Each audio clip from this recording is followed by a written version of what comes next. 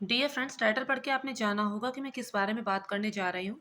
इससे पहले कि मैं अपने वीडियो को आगे बढ़ाऊँ, एक बात आपसे कहना चाहती हूँ। मैं इस पर रिव्यू देने तो जा रही हूँ, लेकिन फ्रेंड्स, मैं उम्मीद यही करती हूँ कि सबके बच्चे स्वस्थ रहें। बच्चा कोई तकलीफ़ में हो तो माँ पर क्या बीतती है मैं जानती हूँ। सभी माँओं के लिए उनके बच्चे एक जैसे होते हैं और उन्हें ज़रा भी तकलीफ़ में माएँ देख नहीं पाती हैं। मैं उन माँओं की बात कर रही हूँ जिनके लिए सभी बच्चे एक जैसे होते हैं। कुछ माएँ ऐसी भी होती हैं जो एक की तकलीफ़ से दुखी होती हैं, लेकिन दूसरे की तकलीफ़ से संतुष्टि का अनुभव करती हैं। मैं उनकी बात नहीं कर रही हूँ। तो फ्रेंड्स, ये जो सर्दी का मौसम होता है नन्हे-मुन्ने बच्चों के लिए, ख़ास तौर पे जो बच्चे 1 साल से कम हैं, उनके लिए बहुत ही ध्यान देने लायक मौसम होता है। बहुत ही, आप कह सकते हैं कि ज़रा-सी भी लापरवाही बहुत ज़्यादा घातक सिद्ध हो सकती है।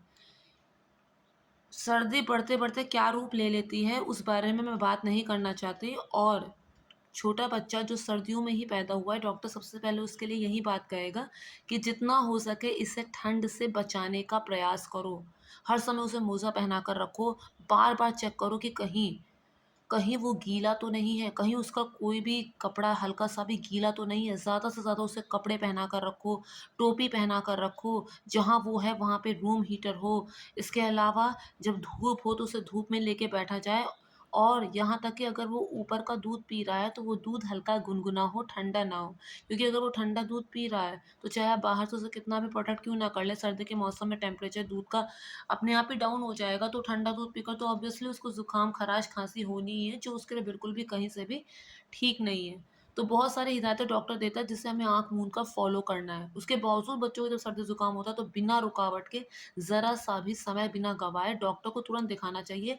भले लोग कितनी सलाह दें, "अरे! अपने से ठीक हो जाता है, ये कोई दिखाने की चीज़ है क्या?" तो उनकी सलाह नहीं सुननी है, खाली अपने मन की आवाज़ सुननी है, और ज़रा-सी भी दिक्कत हो छोटे से बच्चे को, तो फ़ौरन उसे डॉक्टर को दिखाना चाहिए।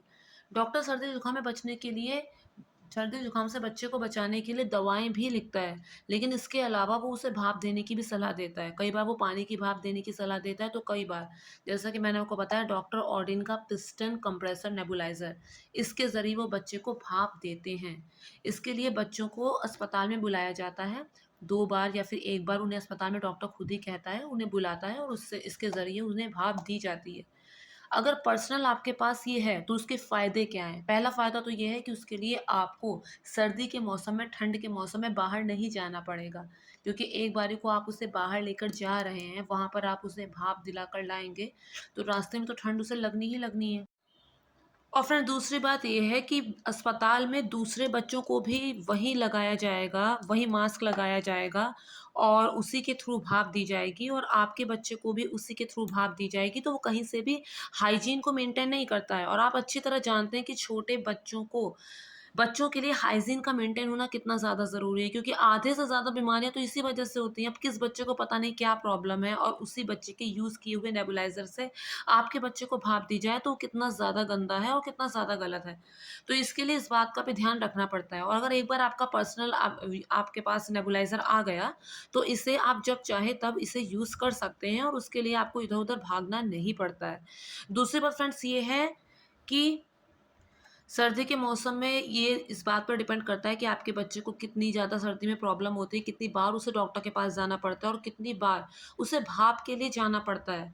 तो एक बार का डॉक्टर अच्छा खासा चार्ज लेगा, मुझे ठीक से तो नहीं याद है, लेकिन शायद वो 200 तो ले ही लेगा। और अब आप सोचिए कि आप कितनी बार सर्दियों में 200 पे करेंगे एक बार नेबुलाइज़र को यूज़ कराने के लिए। तो इसलिए अच्छा यही है कि आप अपना पर्सनल नेबुलाइज़र अगर अफ़ोर्ड कर सकें, तो इसे ज़रूर खरीदें। ऑफ़लाइन इसे खरीदेंगे तो इसकी कॉस्ट लगभग आपको 2000 पड़ जाएगी, लेकिन ये फिर हमेशा के लिए हो जाएगा। ये बहुत ही सँभाल के रखने वाली चीज़ है। एक बार इसे यूज़ कर लें, तो उसके बाद इसे वापस इसके बॉक्स से बंद कर रख दीजिए, और अपना नेबुलाइज़र का प्रचार-प्रसार मत कीजिए। कहने का मतलब ये है कि पता चल गया कि आपके यहाँ नेबुलाइज़र है, तो पड़ोसी माँगने आ गए। अगर आ रहे हैं माँगने, तो उन्हें साफ़ मना कर दीजिए, साफ़ इनकार कर दीजिए। क्योंकि आपके बच्चों से बढ़कर तो आपके लिए कुछ है नहीं, और हाइजीन से बढ़कर और कुछ नहीं है। मैंने देखा है बहुत सी लेडीज़ मेकअप के लिए तो साफ मना कर देती हैं कि नहीं, मैं पर्सनल कॉम्पैक्ट अपना यूज़ करती हूँ, लेकिन इन चीज़ों के लिए पता नहीं क्यों नहीं मना कर पाती हैं। तो मना करना आना चाहिए। अब मैं आपको बताऊँगी कि इसे कैसे यूज़ करना है, बड़ा ही सिंपल है, और इसे यूज़ करने में आपको किसी भी तरह की कोई दिक्कत नहीं होगी। ये ग्रीन कलर का पाइप आप यहाँ पे देख रहे हैं, इसको आपको इस छेद में इस तरह से लगाना है। मैं अभी लगाने के बाद आपको दिखाती हूँ। ये देखिए फ्रेंड्स यहाँ पर लग गया है। फिर इसका दूसरा सिरा देखते हैं कहाँ तक जा रहा है। ये जा रहा है यहाँ पर। ये फ्रेंड्स ये इसका दूसरा सिरा है। अब इसके बाद इसे हमें कनेक्ट भी करना है ताकि इसमें बिजली आ सके और काम चल सके हमारा। तो इसके लिए यहाँ पर आप देख रहे हैं ये तार है, इसे यहाँ पर हमें कनेक्ट करना है। ये यहाँ पे कनेक्ट हो चुका है। ये आपका नेबुलाइज़र है।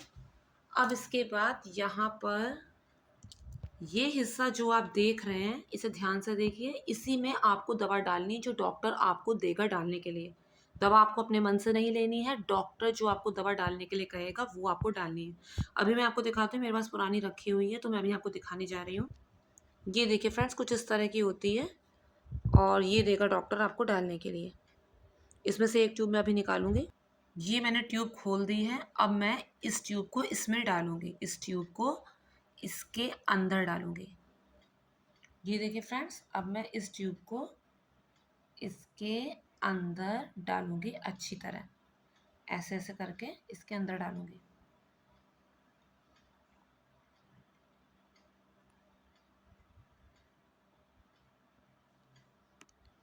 अब फ्रेंड्स इस वाले हिस्से को इससे कनेक्ट करूंगी, इस वाले हिस्से को इससे कनेक्ट करूंगी। हल्का सा घुमा दिया, बस कनेक्ट हो गया। कोई जोर नहीं लगाना है, बिल्कुल आपके अपने हाथ की चीज़ है। अब ये मास्क आप देख रहे हैं छोटे बच्चे के लिए, छोटा सा मास्क। अच्छा जब आप इसे यूज़ करें ना तो उसी टाइम पे करें जब बच्चा सो रहा हो, क्योंकि जागते समय वो ऐसा कराएगा नहीं। और जब कराएगा नहीं तो फालतू में आपकी दवा भी वेस्ट होगी, आपका टाइम भी वेस्ट होगा, बच्चे को कोई फ़ायदा नहीं होगा, तो सबसे बड़ी चीज़ है। तो इसे तभी करें जब बच्चा आपका सो रहा हो। पूरा मास्क लगाने की भी ज़रूरत नहीं है, बस ये धुआं उसके अंदर जाएगा। अभी मैं आपको दिखाती हूँ करके किस तरह से। मैं आपको एक डॉल पे करके दिखाती हूँ। फ्रेंड्स ये डॉल मैंने रखी है, मैं इस पर आपको करके दिखाऊंगी। अब मैं सबसे पहले स्विच ऑन करूंगी, यहाँ से मैं स्विच ऑन करूंगी। ये देखिए फ्रेंड्स यहाँ से मैंने स्विच ऑन कर दिया। अब उसके बाद मैं यहाँ से स्विच ऑन करूंगी, यहाँ आप देख रहे हैं ऑन ऑफ। मैं यहाँ से स्विच ऑन करूंगी, ए